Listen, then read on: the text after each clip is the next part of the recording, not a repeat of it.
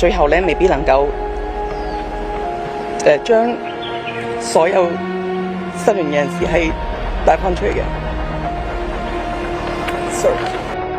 要調查到底，追責到底。一間指定內地公司亦都確認由服務供應商提供俾政府辦公室嘅飲用水咧，並唔係佢哋生產嘅。務供應商咧有一男一女負責人，昨日咧已經被警方拘捕。就此，我係代表物流處啦，向大家致歉。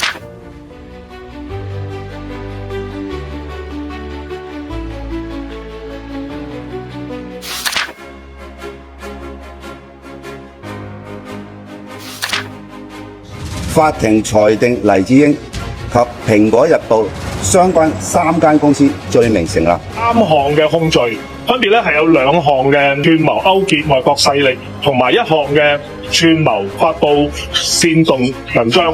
其行可恥，其心歹毒。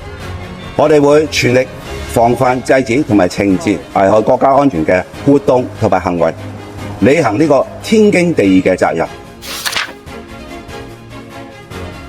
開出啲車隊有個規律啲咯，個司機會做得好啲咯，即係起碼服務啊嗰樣。